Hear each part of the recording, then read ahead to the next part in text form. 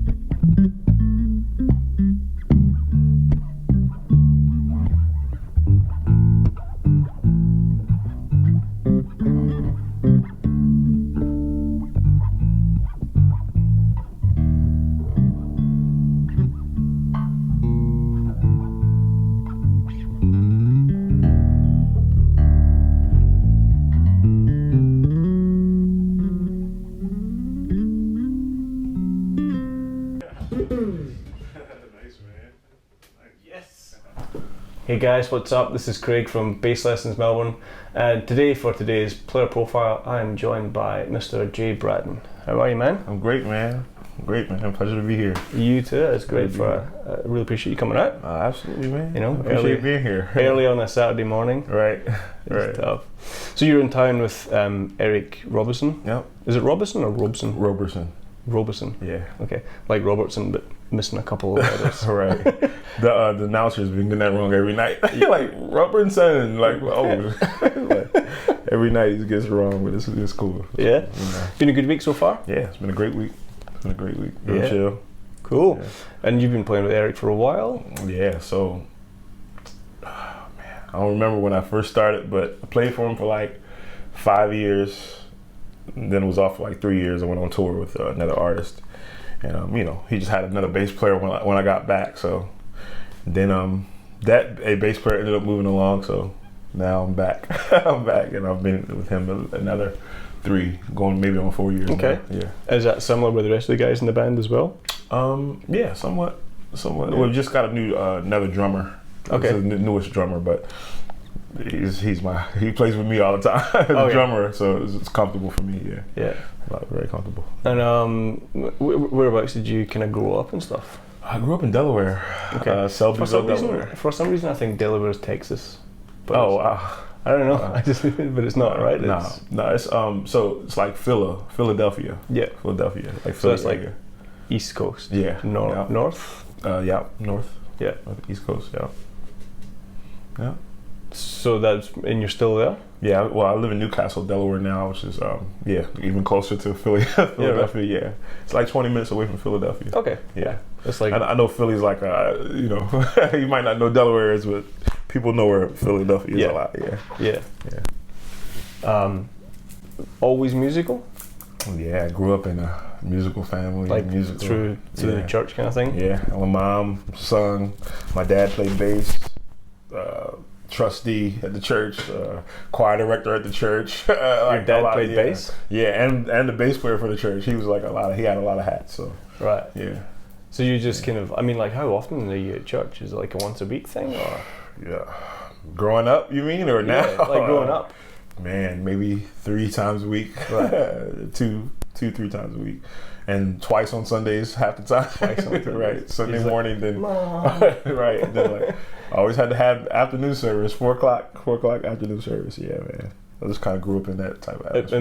Musical church? Like, yeah, quite musical? Yeah, very musical. My like I said, my dad was like head of like all the like music, a lot of the musical stuff that went on in the church. It was like because of my dad, well, not because of my dad, but he was like in charge of it. So yeah, just seeing that side of it, and just seeing just how it operates was nice. Yeah. And so did you start off in the bass? No, I started off on drums, as many of us probably, a lot of people. Because as a kid, it's the most exciting thing, right? Right, yeah. And especially in church, there's a lot of like drum action. And opportunities, like, oh, it's offering? Yes. It was like, yeah, no. Right. Yeah. So that was kind of, and you still play a bit of drums, right? Yeah. I mean, I heard that track earlier on. Yeah. Yeah, man. That's still my first love. Still, yeah, I don't think it'll ever not be. Do you do gigs and stuff on drums these days? No, no. I play at church here and there, but no, not really. Yeah. So, what made you shift from drums to bass? So, I started off on drums, then I went to keys. I started playing keys, and kind of I liked it. And but that, I guess that spot was always occupied because my older cousin was phenomenal at it. So I never felt like I had to I always just wanted to connect with him in different ways, like instead of the piano again. So yeah, drums was one the first way, and then I started playing keys because I liked what he was doing, and so I would chill with him sometimes. And then I found myself, like I said, I was telling you earlier, I found myself playing bass synth at a conference, church conference. And I was young. I was very young, but I just ended up being the bass player, synth player for that conference. Was there a bass player as well? No, I was the bass player. Yeah, just but I guess that kind of harkens back to the old, the organ pedals day kind of thing. Yeah. I mean, I guess that was a effect. Well, my dad wasn't at this conference because he would normally be the bass player. Actually, yeah. My dad would normally be the bass player, but for some reason he wasn't at this particular one, and I just ended up playing key bass, in his place. And for some reason, man, I don't know what happened to this day. With the keyboard just didn't work anymore, and so it was nothing there but like a little rusty 4-string in the corner, and I was just like, oh, so who's gonna play bass tonight? So I picked it up, and like I said, man, I fell in love. It was like love at first sight. Like I was like, oh shoot. So it kind of it all made sense. Yeah. The instrument and stuff like that. Absolutely. That's pretty cool. Yeah, it was just instant connection type thing. Yeah. So then from there on, you were just like, forget about key bass. I want to play the real deal. Right. Yeah, for a long time, and then of course, as my career or as I got older, I started getting back into it, trying to make sure I didn't lose. Yeah. So was your dad like showing you songs and stuff, or? The only thing my dad showed, well, he taught me a lot, not through like being on an instrument, of course, because he's my dad first of all, and secondly, playing drums, he kind of taught me how to like, you're speeding up, son, like little stuff like that. Like he taught me how to like shut up, Dad. Right. Like he told me how to like really pay attention, like just be a lot more aware and be like, sure, don't be so like, oh, this is nice, and be speeding up and just like, because when you're young, that's a lot of time. That's what you're just you're so excited about just playing, right. That's your world, right.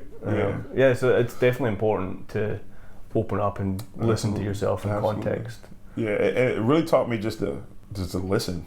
That's important when you're in a band atmosphere. It's very important to like just listen to what's going on. How to communicate with the keyboard player, how to communicate, all that stuff. Is teamwork. Right. Teamwork. Right. So no formal lessons or anything? No, no formal anything.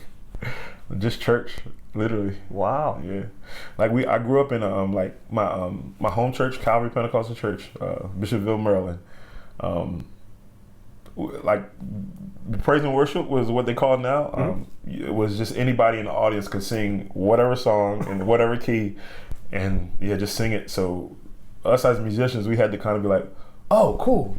In whatever key that person felt like singing in that day. You just figure it out. Yeah, like right up. So that was like, to me, the best education I could have ever got. Yeah. You know what I mean? Just because. And I'm guessing you're kind of surrounded by players who are kind of somewhat up there as well. That can like my cousin, my family. It was all my family. It was my uncle. My uncle was the guitar player. His son, my cousin, that I was just telling you about, keyboard player was the keyboard player. My dad was the bassist, and later on, when I got older, I was a drummer. So we all used to be the band for the church. Just my cousin, and my. That's a pretty kind of safe environment, I guess. To grow and try and develop your stuff. Yeah. So when you did kind of start to get more into the bass, who were the guys that you were kind of checking out and listening to? I have to first start off, but of course, my dad.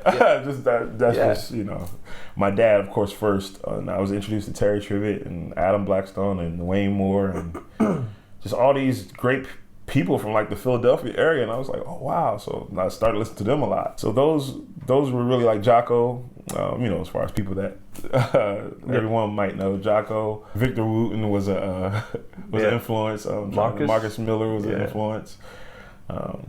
Man, a lot of people. There's a lot of people. A lot of good stuff. Those were some of the starts. Yeah, some of the starts what really got me listening to. And so when I first started playing a 4-string bass, I listened to a gospel album with a guy named Maurice Fitzgerald. I don't know if you heard of him. He's from Chicago.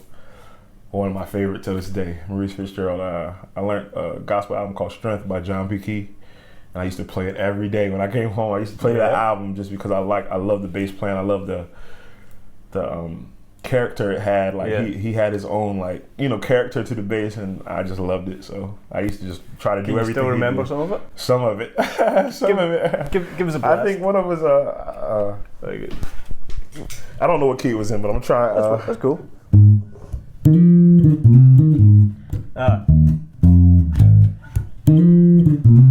Just like something like that.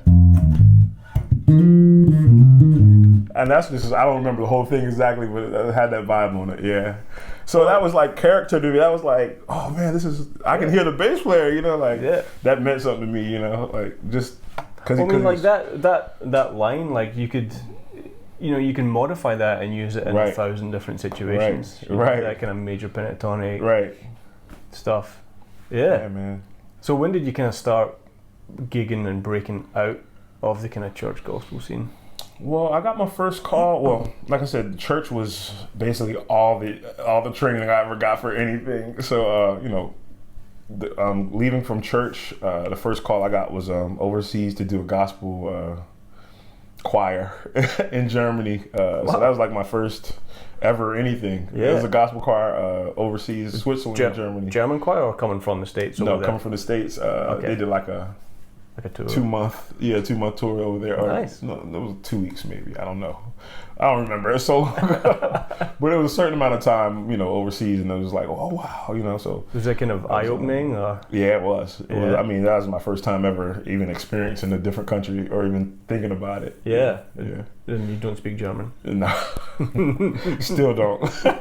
So if I go today, I'll still be like, oh. 9. Right. But it's a cool place, like Germany, Switzerland, that area is. Very nice.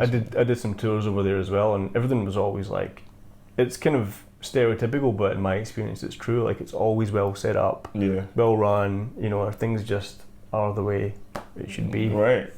Clean, yeah, I like it.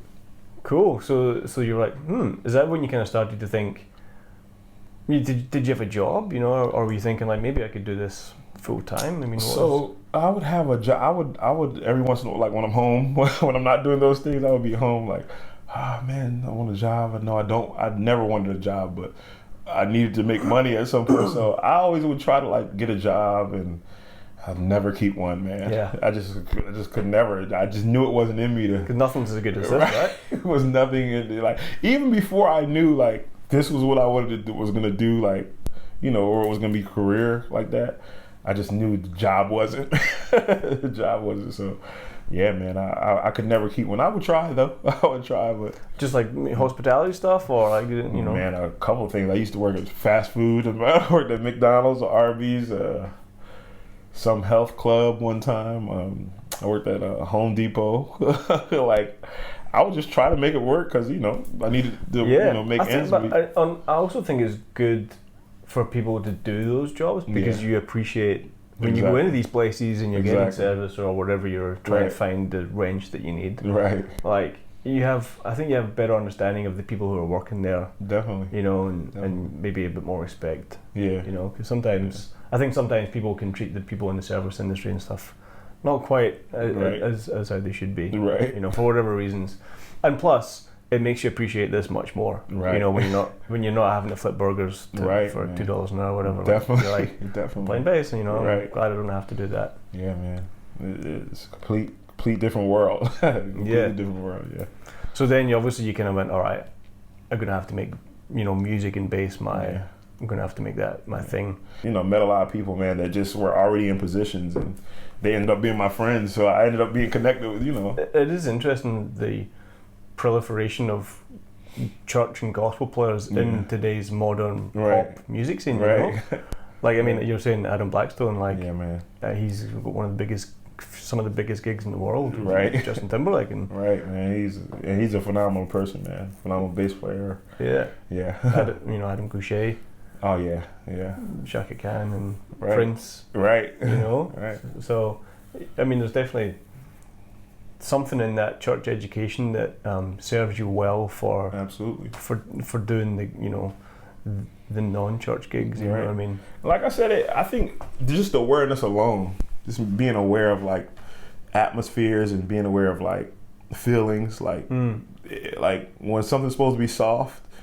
You learn that in church, you know what I mean? You learn like, okay, this is a soft song, I should play like a little, you just like little stuff like that, it just comes automatically. So when you get on like a stage like that and the artist feels like he wants to feel like a certain mood, you kind of get it a little bit, you already have like a advantage because you understand feeling and just by playing church, that makes sense. Yeah, man. Yeah. I mean, not saying that people don't grow up in that, because of course everybody, can sense it, but yeah, I guess that's our view on that. I guess you can say, And Philly's pretty well known as a bit of a music city as well. So were you going out and checking gigs and clubs and stuff around town? When I first moved in that area, I would almost every chance I got, I would be out there. Not even to play half the time. Sometimes I would be playing, but sometimes I just wanted to hear, wanted to do. And I mean, it's a pretty well known kind of funk hip hop scene, would that be right? And jazz even now. It's a nice jazz scene there. Matter of fact, I have a jazz band. The trumpet player in Eric's band has a jazz band. His band is amazing, man. I mean, what kind of jazz are we talking about here?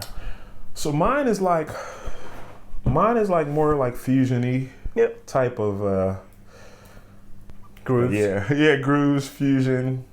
And I'm influenced by Jimmy Haslip and the Yellow Jackets all day. So I have a song called Blue Jackets. One of the songs called Blue Jackets. And none of that stuff is recorded, but something else I have to put out at some point. But Blue Jackets. And so you kind of playing melodies on the bass? Or not really. A lot of it's just music.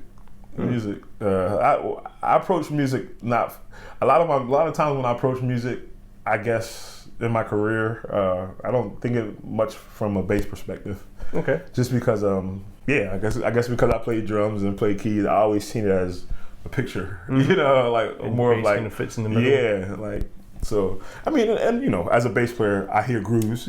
That's all. But like when I think music, I think, I just think across across the. So that's just how I think. Yeah. So. How old were you when you were doing the after the Germany gospel thing? How old was I? I think I was like 17, maybe. It's pretty young. Yeah, 17. 17, 18. I might have been, 18, 19 maybe. I think I'd graduated high school at least by then. Okay. Yeah. And so when did the music Soulchild thing happen? I think that started happening like around 2003, 4. Okay. Around that time. So a couple of years later? Yeah. And I graduated in 2002. And a couple of years later. You graduated? Yeah. So you studied? No, high school. High school. Just regular high school. No, I was just thinking of the year I graduated. Oh, okay. Yeah. So you're leaving high school and then... Yeah. So I leave high school and I'm still in Selbyville, Delaware, like near Maryland. And then a couple of years later, my dad passed. He was bed rest. and my dad passed, and then, you know, after a while, I was like, I wanted to really move on with my career, so I moved closer to Philadelphia, which is where I live now, Wilmington, Delaware. Yeah, and like I said, I started connecting with people, and yeah, started getting calls. Man. But Music Soulchild happened. Wayne Moore, he called me. He was playing for Gerald Levert. He had to leave Music Soulchild to play for Gerald Levert, and he was like, "Hey man, can you do these, you know, a few gigs for me?" I was like, "Yes." Like what? Like, and I'm a young bull. I, you know, did church tours, but you know, I played in church all my life, so you know, it wasn't this was different for me. You know, it's just like, oh shoot, this is like and I actually, like I said, I used to really listen to Music Soulchild. Like his first 2 albums was on my playlist all the time. You know what I mean? So I really, you know, knew his music, and it was a good opportunity. And he got busy with Gerald Levert, and then you know. So what was that like? I mean, stepping onto that rehearsal stage or whatever the first time. Man, it was. Did you know the other guys in the band? I did. Okay, that helped. I did, because they were from Delaware as well, except the guitar player. The guitar player was from Philadelphia, and so playing with him even was like, oh man, this is nice. You know, just playing with some cats I, you know, looked up to at the moment. You know, and I still do look up to them. But just coming into that scene, and you know, just with people I knew and looked up to, it was nice. It was very nice. So you're going on tour or kind of local dates? Like, what was the vibe? I did one. Did I do a tour with him? I don't know if we toured. I think it was just a lot of spot dates. Yeah. And so, just, you know, that's the thing. Like, you know, I mean, I got involved in a lot of stuff here in a similar way. It's just like a bass player that you know can't do a gig, and you go, "Hey man, can you do the gig?" Right. And you're like, "Yes, thank you." Right. And then, you know, once you get your foot in that door, right, you meet other doors. Kind of just seem to open, right? Absolutely. You know. Absolutely. But it's, you know, like, if it wasn't for that guy thinking of you and giving you the gig, you know, things could be really different. Right, man. The way life happens and just things happen, man, it's amazing. It's amazing how things happen, and just how quick things can change in a person's life just by calling them. Like, hey, can you do this? That can change your whole, like, it's crazy how quick it can happen, man. It's amazing. And then, you know, and then sometimes you get those calls and you can't do the gig, you know, and those are the ones you're like, oh. Right. But I think it's okay, you know, to be busy. Yeah. You know, people say I can't do the gig, I'm already committed to whatever. I don't think that's going to rule you out from ever getting that gig again, you know. It's just like, we all got to work. Right. Absolutely. So, Music Soulchild, and then a couple of years on from there, you start to... I got a call from Adam Blackstone to go to Japan with a guy named Mario Barrett. He's an artist out of Baltimore, and he's doing like a bunch of what do they call them? Jazz cafes in out there, and like Blue Note stuff. Blue Note. I forget the other venue. It was a certain venue. I can't think of the name right now, but.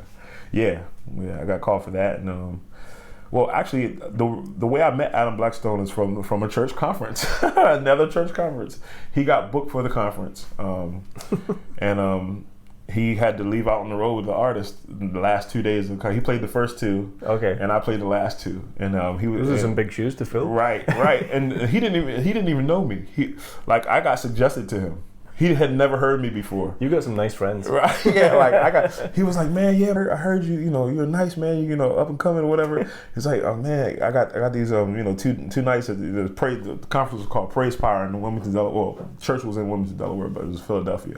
He's like, I can't do the second 2 nights. Can you do the second 2? I was like, yes, like, you know, and to me it was like, oh, I get to meet this guy, like, you know, this guy that's, you know, this amazing bass player I've always, you know, heard of and, you know, wanted to meet. I got to meet him. So I came to his last night, met him, and, you know, just kind of seeing how the service, you know, what I needed to be there for and what I needed to do, because it was local. It was a local thing. And he left, and then I ended up doing the conference, and that's the way he heard. He called me later on and was like, hey man, I heard you did good on the conference, man. I'll be in contact. The next call was that Japan call. It was a Mario call. I was like, wow, like, that's crazy. So that's the thing. Like, if you do get the opportunity, don't mess it up. Right. Be That's prepared, important too. do your homework, you know? That's very important. Yeah. Because it's that guy's reputation on the line, right, as much as yours, you know. Because you know, it's like you don't want to recommend somebody for a gig, right, and then you turn up the next week and you go, hey man, how was whatever Johnny, and the guys in the band are like, yeah, right. You know, you feel right. bad. So always do your homework. Yeah. Yeah, it's important, very important. What are some of the things you took away from watching Adam?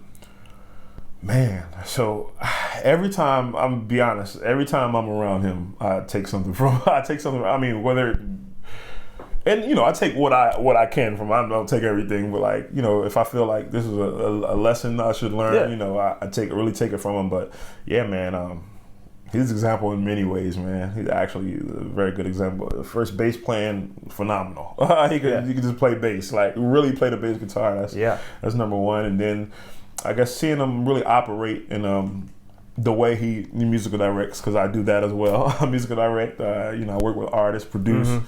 So just seeing him interact, being in the same room with him and seeing him interact and do what he does, kind of like I'm sit back and watch and I learn from that. Like I don't need I need, you know, you need experience, but I learned from just those one moments, just being in there like, okay, so that's how I handle that. Okay, like, you know, just little stuff like that. I really like took in and really learned, man. Well, I mean, like, you know, playing the notes is only 50% of the gig. Right, right. So yeah, I was looking at everything else at the time, like, oh man, so. You know, that's how you talk to the artist. You know, just little everything, man. I took everything. So anytime I'm in a room with anybody I look up to, like even in here, man, I'm learning things with you today. Like, you know, that's the beauty of life, man. But anytime I'm around him, I learn something, whether it be, you know, like I said, it could be something small. But one of the biggest things I learned from him is I was doing a gig for him. And this is a lesson learned. Okay. I did a gig for him, and so we were rehearsing all week. All week we were rehearsing, and it was a Smokey Robinson tribute, actually. And we're rehearsing all week. And night's going well. I'm playing two P basses. I'm loving it. I'm thinking about my dad, like, this is nice, you know. Good. Like, so we didn't rehearse one song. So the day of, he flies in like, hey, I might play like the first couple songs, and we didn't rehearse one song, and I didn't prepare for it either. Like, well, the one song we did, because I'm thinking, you know, the week of rehearsals we'll go over all the tunes that we need to go over. That makes sense. And the one we didn't get over, so I was thinking like, okay, you know, we'll run it at some point. Yeah. So the day of the show, we get there, and this is minor, but it's a lesson learned. It's a lesson learned. So I was playing, I forget the song, but it was like a Smokey Robinson, like, you know, something he produced or sung on. And I was playing it, and I wasn't holding the note. Like, I was doing short notes instead of long notes. Something really minor, but was big. Because, you know, back in the day, those bass lines are like, so it was like something small like that. And he was like, nah, that's a long note. And like, so that's all I needed to hear, because I'm like, taught me to pay attention to detail. Mm-hmm. Number one, you know, like I said, just being aware with stuff, paying attention to detail, and just kind of, you know, just being awoke, just being awake to like stuff, man. Like that taught me a lot, you know. Note length really affects the groove. Right, you know? right. Like if you're playing staccato when it should be potatoes, right. Then that's a different song. Exactly. Exactly. And I think that's maybe one thing that a lot of guys miss out on is like, it's not always the notes that you play, but it's how you play those notes. Right. You know. Right. And it's important. Like, you listen to like Chic records, like Bernard Edwards and stuff. Right. Like, his note length and placement is what makes those stuff so funky. Right. You know, because he's not playing over the snare, or, you know, he's maybe playing after the kick drum and stuff like that. But it all has to fit in. It's like a big jigsaw puzzle, you know. Right. You don't want to step on other people's toes too much. That stuff's important, man. Yeah. That's very important. Yeah. So then, you played with Drake for a bit as well? Yeah, I played for Drake, what years were those? Maybe like 2011 to 2013, 14. Okay. Yeah. So when he was kind of he was the height of his, well, he still is, but you know, I guess he just got there when I came. Breaking through. Yeah. Did you have to go up to Canada? Yeah. I spent a lot of time in Toronto. Lot of time because I was actually the only American in the band. Everyone else was Canadian. So Adam Blackstone was that connection. he was that connection. You better send him a Christmas card. Right. Right. No, I tell him, I'm very all of those like the 3 cats I told you, Terry Tribbett, Wayne Moore, Adam Blackstone. Those 3 instrumental in my life, man. And probably ways they might not even realize, but just from me observing, they're just 3 instrumental, keys of my life, man, and like how I approach, my career, really. But yeah, man, my first gig with Drake was an award show. I was nervous actually. In Canada? Yeah. Was it the Bell Awards? No, it was in New York. Oh, New York. It was in New York, but we rehearsed in Canada Toronto. And everything. Like Toronto? Yeah, I love it. It's nice and clean, nice and good food again. Yeah. Did you get some poutine? Yeah, all the time. A certain spot they would take me to, and I would keep going there because it was like the best poutine. It was nice. I forget what it was called. If you don't know what poutine is, you gotta look it up. All right. Yeah. It's good. It's good. They have some in the States too, at some places, but yeah, not the same. Not the same. You gotta get that squeaky cheese. Right. Right. So I mean, those are going to be some big shows with Drake, right? Yeah. And mixture of key bass and real bass. I mean, what's the ratio there? 30% real bass. 70% key bass. Yeah. Okay. Yeah. Just that was just the vibe. Yeah. For that particular gig. Yeah. Which was good because I fell into I was playing this way more than key bass at the time. So it was good for me to kind of get back into my. Yeah. So how do you like? Did they have like a rig that you could use with sounds set up? Or did you need to figure out how they got all those sounds on the records and stuff? Nah, just rehearsals. Rehearsals. I would get on my sound and basically, if it was a tour, I'd program all my sounds. After a while, I knew how to do them quickly. Yeah. And then I'd program them, and then normally we'd just take all our stuff with us or rent. Normally on tours, we had everything with us. So it was all the same equipment. So once I programmed it, it was all there. Yeah. So you gotta know how to program synths as well. Yeah, man. Yeah. Which was, luckily, I had a tech. Because that's not what I was doing. So I didn't know. Yeah. I mean, I know how to do it now, but at the time, man, I had no idea how to sysex anything on my keyboard. So. And how faithful to the albums were these live versions? Because the studio stuff is quite programmed sounding, but I'm guessing you have a big band, guitar, bass, drums. I tried to approach it live, like a live, but stay true to what was going on in the music and the feel of the music. Yeah. So a lot of songs Drake didn't have real drums on it, so it was like it had to be different in a way. You know what I mean? And the drummer used a lot of pads and stuff. Pads and stuff, but a lot of it was. Are you playing click track? Yeah, all click. Okay. I don't think any of the songs were. Right. Anything was free, except it was like a freestyle. But everything was tracked And who's MDing that? His name is D10. Okay. D10. I think he produced like 1 or 2 of his first songs. Right. On his first album. I'm not sure how many, but yeah. So. And what was Drake like to work with? Musical? Great, man. Yeah. It was a great experience. He's like again, man. Like these people are just like us. They're not. They're cool, man. Like very cool. And I look at them in a way like, and understanding like, hey, they have to be somewhat, they don't get privileges that we do, but even though they do get privileges, they don't get the same privilege. Like they can't go to grocery store. Like he can't just walk in the market and be like, yeah, I just want some. He doesn't get that privilege anymore. I mean, he can, very much, but he couldn't do it anywhere. You know what I mean? So kind of you lose a lot of freedom when you're. So that alone changes you as a person because. A lot of regular things aren't so regular to you anymore. True. So outside of those things, like man, they're just like they're just like us. Cool people down to earth. I've actually never worked with a jerk. I've heard about people that work with jerks, but I've never. That's good. I mean, I mean, you hear the stories about Prince. I mean, he lived in his own world. Right. Built his own world, Paisley Park and stuff, and just. If you wanted to play ping pong at 3 o'clock in the morning, you went and played ping pong at 3 o'clock in the morning, kind of thing. That's dope. And you were saying in the car on the way over that you were checked out some Prince and a bit of a fan. Yeah, man. Yeah, like I said, I've always loved this funk, but I started getting into the rest later. Yeah, and like Rhonda Smith and John Blackwell. Yeah, rest in peace. Right. Yeah, that was some funky stuff. Right, man. Yeah. When was the last time you were out in Australia? Around 2015, 16. Okay. One of those, definitely. But I was out here with Mark Ronson. Cool. Tame Impala was with us. And Mark Ronson, how did you? I mean, what was the connection for that? Weirdly enough, this. I mean, of course, someone had to suggest me, and I'm not sure. I don't know if that was Adam or not.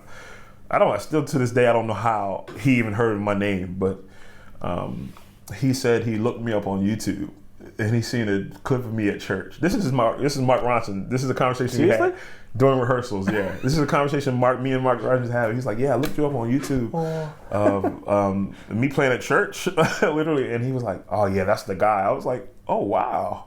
Like if I look at the video, I think it's regular. I think it's super regular. But he was like, "Man, that's the guy I want." I was like, "Oh cool!" Like so this is him telling me the story, and I'm like, "Wow, that's crazy." So again, I don't think he just automatically just came across me. So somebody probably Then looked and then he looked me up. So yeah, that was a crazy story.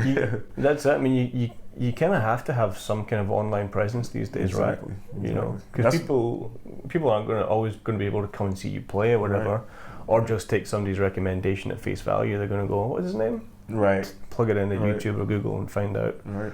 You're done. Yeah, that's why I'm inspired. Inspired by what you do, man, really.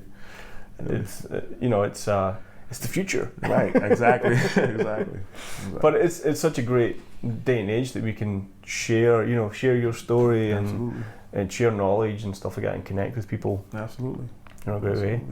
So the Mark Ronson thing, was that just for Australia or was that kind of a bit of a world thing? We were rehearsing for Glastonbury. You played Glastonbury? We played Glastonbury. Pyramid stage? Yeah. I think that's somewhere on YouTube too, somewhere. But we rehearsed 2 months for Glastonbury. 2 months? Yeah. Well, for all the festivals we were doing, but really in his mind it was Glastonbury. He had to be the right one. So we rehearsed 2 months. He moved me out there, got me an apartment. And, to the UK? Yeah, in London. Yep. Yeah, we rehearsed. Had a few days off. Was it a global band? No.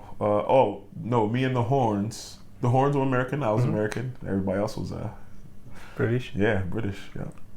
Is this Uptown Funk era? Uptown Funk era. Okay. That whole album. Right. And a few of his old ones, yeah. Yeah. So I never got to meet Bruno yet. Bruno didn't do any of the shows with us at the time. But we had Mary J. Blige, we had George Clinton. We had a few people that came, but I didn't get to meet Bruno yet. What's it like stepping out on stage in Glastonbury? I mean, that's just an iconic gig. It was amazing. It was amazing. Like, just I've always looked up YouTube clips, of course, of just Glastonbury, and it's like, wow, this is nice. As a musician, I wanted to play it. I wanted to play that one year, so to get the call and have the opportunity was amazing. Was it nighttime or daytime? It was daytime into night. Our show literally was like this, and then turned. That's the best. By that last song, because you get to see the sea of people. It was crazy, man. And then the lights really kick in. It was crazy. It was amazing. And just but after 2 months of rehearsal, it wasn't like I was nervous or anything. I was ready. It was it was nice. You should be. It was nice, right? Right. But I mean, still, it'd be very easy to be when you get in that situation just to lose your concentration or whatever. So you got to stay focused, right? Right. Yeah, that's important. That's one thing that I still struggle with is just staying in the moment and focusing on what they're doing, not being distracted by what the drummer's doing or who's in the front row, whatever. How do you what's your kind of gig brain? Man, I think we all go through it. I find myself, doing that exact same thing here, sometimes. when it's time, I really to just lock in. Yeah. Yeah. It's just a lot. I think my body's just used at this point. I guess it's just like a lock in moment where okay, it's time, showtime. You know, versus like you know, lounging or playing at a jam. You know, it's a little different. But like I guess you get your showtime. Did you have choreographed dance moves as well? I didn't, but I move anyway. Yeah. That's just part of it. Can't help it. Yeah, like so he loved that. He loved the fact that I, you know, if I'm playing, I'm like, you know, that's just getting into it. That's just how yeah. In yours, I'm guessing. Yeah, in yours, tracks. Well, we didn't do everything with track, but we did a lot, mostly with track. Some like maybe one or two songs were like live too. Yeah, cool. It was nice. Wow. Yeah, we did came out here. We did Melbourne. We did Sydney. A few spots out here. It was nice, and like I said, the Triple J. Yeah, we did 2 songs there. That was nice. It got a good. I'll try and put links for that in the description of the video and stuff. Check that out. Yeah. So was that like a cover and an original, or a cover and original? So we did one of the songs from his albums. Oh man, I can't think of the song right now, but I will, like I said, we'll get the links. And we did a cover song, and his version was "Sat by the Ocean." We'll look it up. But yeah, he did a Stevie Wonder version of that song. And I played Moog bass on it. Yeah, man, it was nice. It was one of his arrangements. Yeah. That I learned a lot with him, man. He's a very musical guy. Yeah. Very musical guy, man. Like we'd be listening to James Brown, Amy Winehouse and Bruno Mars. Like, right. Hello. Yeah. He would just play records for it. I was like, oh my gosh, I've never heard this record. What is that? Like, he introduced me to so many sides of music, and it was crazy. He kind of feels like he has a bit of that Questlove thing, like he's a musicologist, you know? Right, yeah. You'd imagine he would just know who played on what record and what year and what venue and stuff like that. Yeah, man. I think that's why he can span so many genres so authentically. Right. You know, I think I've seen him do like some New Orleans stuff as well. Wow. And, yeah, he's phenomenal. Let's talk a little bit about this bad boy. Nice. This bass that you've got in your hands. Yeah, man. I was I met John McGinney, Morgan Turner from Baltimore, bass player, amazing bass player in the States, from Baltimore, Maryland. He was one of my homies, and he got introduced to this. And I was like, yo, this bass is crazy. He was like, so he hooked me up with him. Got his number. I hit him up. I was like, give me everything that Morgan got in his bass. Literally at the time, I was like, I just said that. Nicer. Right. Of course. Yeah. You know. Got to get a little bit extra bling on there. Right. So he started sending me woods, and I was like, oh, let me get this. Like, so he sent me this wood. It was literally a block of wood when he sent it to me. So like a picture. Yeah, like a picture of. He's not posting your box. Oh, yeah. Right. The postman just like, right. Here's half a tree, sir. Right. So he would just text me like, different woods, and like, what do you how do you want it? I'm like, this one. I didn't even ask for this. He was sending me like different, and I was like, oh no, this one. So I just like the way it's one piece. A bird's eye maple. It's maple. Yeah. Stunning. And same for the block inlays. Yeah, so I told him, I was like, I want this in the block inlays too. I was like, man, can we put this? Can we make these the same thing? Yeah, and he ended up doing that. It was nice. And the fingerboard, it's like a maple, some kind of maple. Yeah, I think it's maple. Roasted maple or something. Yeah. Yeah. So when I first got this bass, it wasn't bright and shiny, so I was like, Is that what you're kind of used to, like that? Yeah, just some type of shine. MTD gospelizing. Right. Yeah. Like I was a gospel musician all that. So, man, when I got this bass, it really changed my outlook on bass. Like, and just it's fat. Yeah. It serves a different purpose, which was what I loved about this bass. It's very warm, very big. It's just fat and just warm. So like R&B music that doesn't require like, high stuff. It's the perfect bass for. Yeah. Perfect bass. But yeah, it's got Aguilar pickups. Aguilar and preamp. And then I think these are Nordstrand. I think. Nordstrand. Yeah. They make great pickups. Yeah. And it's nice. Yeah. It's very nice, man. And you said you use Elixir Strings? Elixir Strings, I'm endorsed with them. Yeah, it's a great company. And they're so what really, I've been endorsed with a couple of string companies, but what really stood out for them is their strings last a long time. Yeah. And I didn't have to change my strings so much, and I was like, oh, and they sound good. So when I first, my hands had to get used to the, you know, how they feel. But after that, I mean, it was worth it to me because like. So like, how old are these strings, you reckon? Fairly new. Fairly new because I just, it was actually starting to, my action was too high and some intonation, I had some intonation, so I just got it like redone before I came out here. Yeah. Do you do that yourself or you do that again? I don't even know how. And I'm gonna learn. You can change your strings though, right? Yeah, I change my strings. But I have a young guy in the States, man. His name is Joel Eldridge. Man, he's phenomenal with basses and just taking things apart and putting them back together. He's one of those guys. Everybody needs a guy, right. a friend like that. Right. You go, hey man, can you make this work? Right. Give me hear a couple of different tones on this guy. Let's see what it is. This is one of the songs on my album. I'll just play it.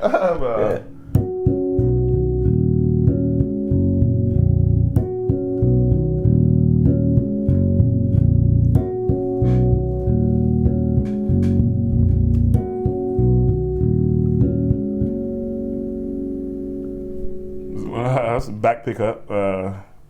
Play some front pickup stuff.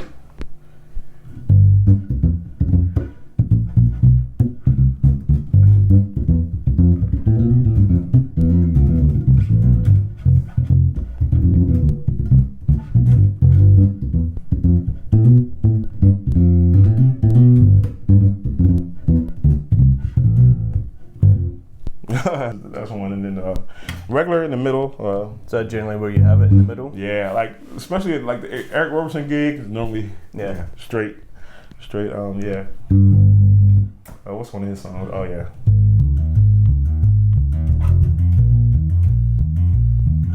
I lied. Sometimes I play it a little front for this one. Yeah, sounds like it.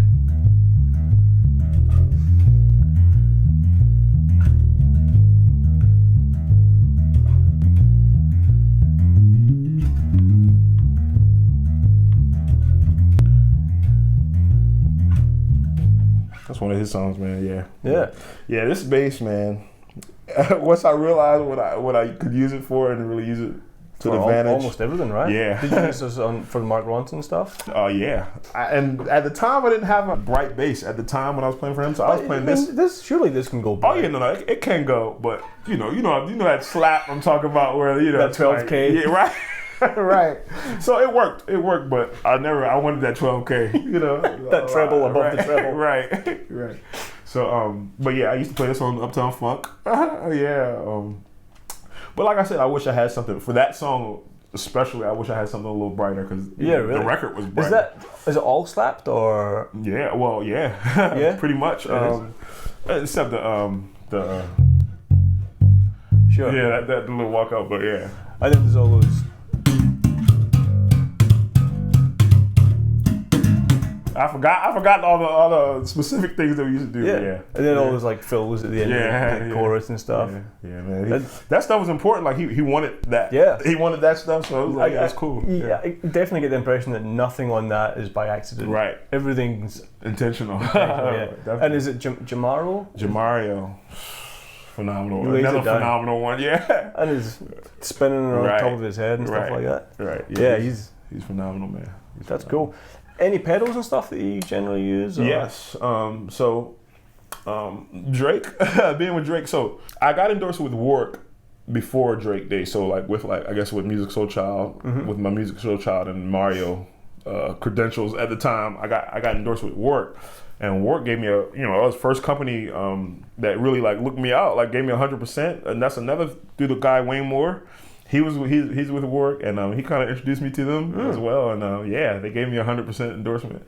So I got a lot of stuff from them, like speakers, amps, and one bass guitar. So they're like the first person that. So when I actually made my first appearance at NAMM, I was leaving on tour with Drake. So it kind of just fell into my lap. Right. With some things. So out there I met MXR pedals. Met them there. Got the contact. I'm like, yeah, we're leaving on tour next week with Drake. So it was pretty big at the moment. And so I kept in contact with a lot of people and actually got a lot of endorsements off of it. So they ended up sending me a fuzz pedal, an octave pedal, and a wah pedal, and a compression pedal. Cool. And yeah, that was kind of like my little board. I had like a little board, on stage for that tour. One of the MXR pedals of this guy. Oh, nice. It's like a DI. Yeah, I've seen them before. So it's like a clean preamp.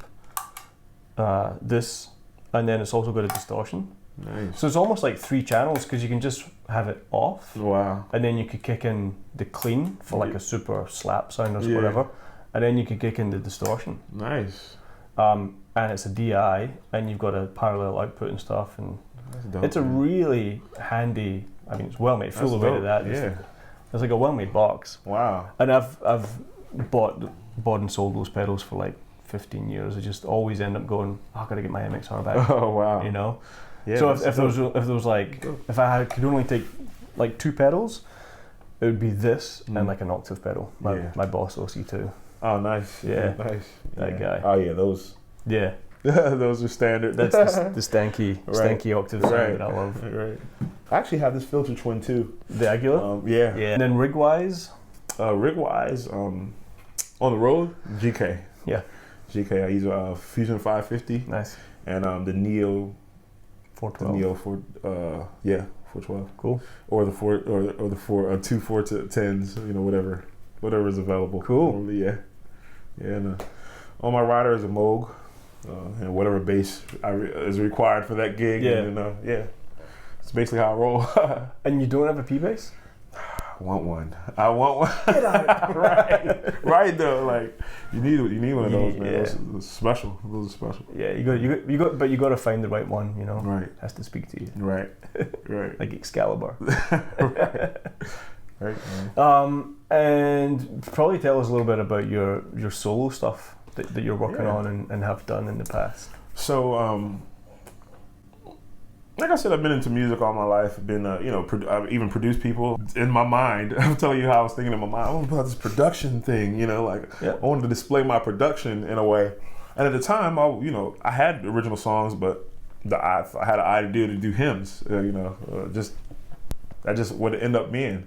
So, I would just make my own versions, of those hymns. And my album's called Hymns My Way, by the way. Because they're my way. They're hymns. And should have called it My Way or the Hymn Way. Right. The hymn way. The I'm way. Right. So basically that album was not because I wanted to do these hymns my way, but it was really just in my mind, like I said, it was to just display my production and how I thought as a person, and my variety of how I listen to things and like. Yeah, that's really why I did it. So it's a pretty broad. Yeah, it's kind of, gospel, but it's still got a broad, like I got a country song on there. Cool. I got some smooth jazz song on there even. Bit of 12K. Right. And I got some soft stuff, man. It's Bit of rock. Yeah. No, okay. Not on that one. Not on this one. But coming up. Yes. Yeah. Rock, funk. And soft. It's gonna be a lot. It's gonna be a whole different. This new stuff, man, is. Yeah, it's just different. It's just different. Yeah. And where can people find that? Yeah, all my music is on iTunes. A lot of the musical outlets. Pretty much on all of them. Spotify. Do you have your own website or something? Not yet. I'm working on it. Okay. I'm working on it. My website. I'm literally working on it as we throughout the weeks. Cool. Still trying to finish it. And I'll be launching some things. Actually, I'm starting a email market soon. So okay. Yeah. Subscribe. Yeah, definitely, starting man. stuff like that, man. We probably got to wrap it up. Oh, cool, man. Cool. I got to hit the road and get out to my gig. Yeah, nice. But Jay, it's been a pleasure. It's been an absolute pleasure. It has. It's been great having you around. Absolutely. Monster player. Oh man. I love what you do. I appreciate it, man. Likewise. I'm going to be transcribing all that stuff that you just did. Likewise, man. I appreciate it. And check him out. Instagram, Musiqboy. Instagram. My name is Musiqboy3. MUSIQBOY3. And who's Musiqboy 1 and 2? That's what I want to know. I don't know. So 3, man, I guess it's a spiritual thing, I guess. Yeah, like Father, Son, Spirit. Like, I don't know. It's connected with that, I guess. Yeah. Yeah. Cool, man. Yeah. Bratten, everybody. Yeah.